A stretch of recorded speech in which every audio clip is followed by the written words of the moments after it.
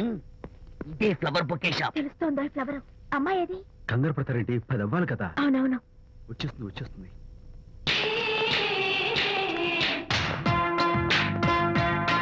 వచ్చేసింది. హలో. ఏంటిది? పువ్వు. ఎందుకు? Love. Thank you very much. మళ్ళీదేంటి? మళ్ళీ పువ్వు. ఎందుకు? మళ్ళీ love. Thank you so much. Oh thank you very much. Thank you so much. Oh my God. Thank you. I'm so happy. అదయ్యింది. అవును. అదిగో.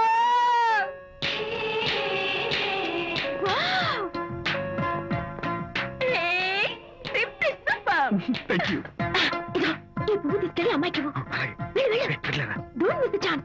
అవి బాగున్నాయి కదా? ఆ రోజ్ కలర్ బొకే చాలా బాగుంది. Excuse me. ఏంటిది? I love you. నా పేరు తెలీదు, ఊరు తెలీదు, అభిప్రాయం తెలీదు. ఏదో ఒక పువ్వు ఇచ్చి ఐ లవ్ యూ అంటావా? ఇన్స్టెంట్ కాఫీలకి ఇన్స్టెంట్ లవ్ ఏంట్రా? అసలు లవ్ ఏంటని నాకు అసహ్యం. ఇంకోసారి ఇలా పిచ్చి పిచ్చి పనులు చేసావంటే ఐఎస్ఐ ఏజెంట్ వచ్చి పోలీసులు కప్పిస్తా. ఇడియట్.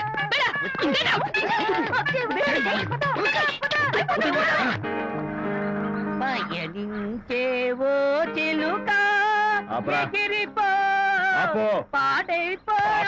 అసలు నేను బాధలో ఉంటే పైగా ట్రాజెడీ సాంగ్స్ ఏంట్రా? సిగ్గు లేకపోతే సరే. నువ్వు నా ఫ్రెండ్ అని చెప్పుకోవడానికి అవమానంగా ఉంది. ఏంటంట నువ్వు డ్యామేజింగ్ స్టేట్మెంట్ ఇస్తున్నావు? ఏదో ఈసారి కొంచెం డెకరేషన్ మిస్ అయింది. అందుకేనా పారిపోయొచ్చా? రాకపోతే చెంప చెల్లుమనే తెలుసా? ఇప్పుడు నాకు అర్థమైంది ఏంటంటే శాంతికి ఇన్స్టెంట్ లవ్ మీద నమ్మకం లేదు. ఇన్స్టెంట్ లవ్ మీద నమ్మకం లేదు అందంటే ఖచ్చితంగా ఇన్నర్ లవ్ మీద నమ్మకం ఉందనేగా అర్థం. ఏమో అసలు తను ఎలా డీల్ చేయాలో అర్థం కావటం లేదు. అంత తేలిగ్గా అర్థమైతే ఆడపిల్ల ఎందుకు అవుతుంది? యూనో, ఆడపిల్ల మనసు బల్బు లాంటిది. స్విచ్ ఎక్కడుందో తెలుసుకుని ఆన్ చేస్తే పెరుగుతుంది.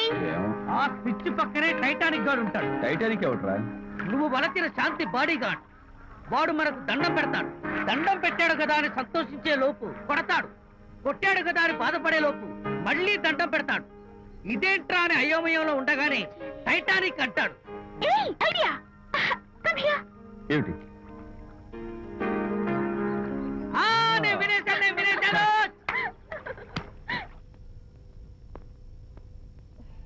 Yes madam. Tell me your dream Sidney Sheldon book వచ్చిందా? సారీ మేడం, స్టాక్ వచ్చి రాగానే అయిపోయింది. ఒక కాపీ ఉంచమని చెప్పాను కదా. సారీ అండి. Hello miss, just a moment please.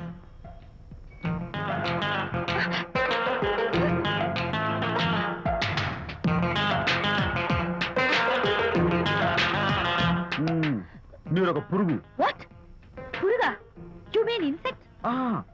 మీరు ఒక పుస్తకాల పురుగు అంటున్నాను, రైట్? మీ కళ గురించి చెప్పండి. టెల్ మీ యువర్ డ్రీమ్స్ అని షిడ్నీ షెల్డన్ రాసిన పుస్తకం కోసం మీరు ఈ షాప్కి వచ్చారు. స్టాక్ లేదన్నారు.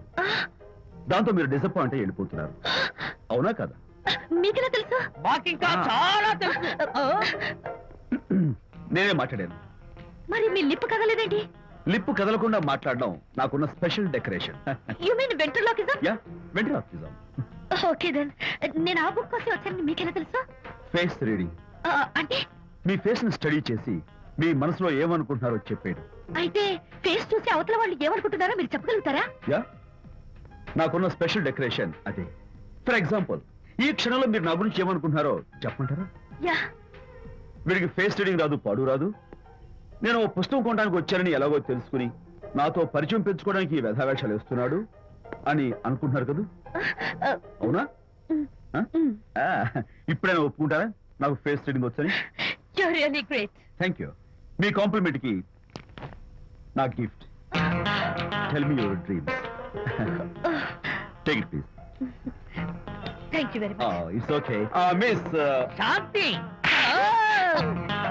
నేనే పిలిచాను. అన్నట్టు నా పేరు మీకెలా తెలుసా? అదే నాకున్న ఎక్స్ట్రా డెకరేషన్. ముందు నుంచి చూసి భావం, వెనక నుంచి చూసి నామం చెప్పగలను. వావ్. బై ద వే, నాకు ఈ ఇన్స్టెంట్ ఫ్రెండ్షిప్స్ అవి నచ్చవు. సో ఇక మీద మన పరిచయం డెవలప్ కాకూడదని, మనం మళ్ళీ కలవకూడదని కోరుకుంటాను. బాయ్.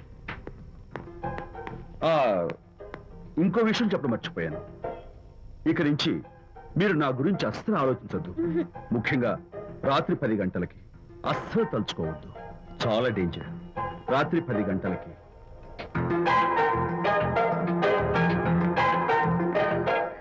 Typical guy.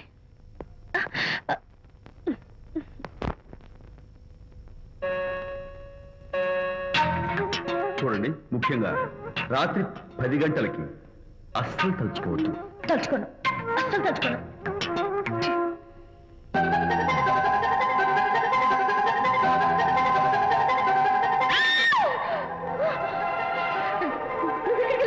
తలుచుకున్నా వచ్చాను. నేను తలుచుకోలేదు. ఇన్ఫాక్ట్ తలుచుకోకూడదని గట్టిగా అనుకున్నాను కూడా. తలుచుకోకూడదు అనుకుంటూనే తలుచుకున్నాం, అందుకే వచ్చాను. అయ్యో ప్లీజ్ ప్లీజ్ వెళ్ళిపో. మా అమ్మ నాన్న చూసారంటే చాలా డేంజర్. ప్లీజ్. అది కూడా చెప్పారా తలుచుకోవద్దు డేంజర్ అని? No, I can't help it. అయ్యో ప్లీజ్ ప్లీజ్ వెళ్ళిపో. Okay. వెళ్ళు, వెళ్ళమంటుంది. వెళ్ళు, వెళ్ళు, వెళ్ళు. వెళ్ళు. వెళ్ళమంటుంది. వెళ్ళు. మాయ్, ఎవరిని వెళ్ళమని చూస్తున్నావు? అక్కడ ఎవరు లేరు. అయితే అంతా నా భ్రమ.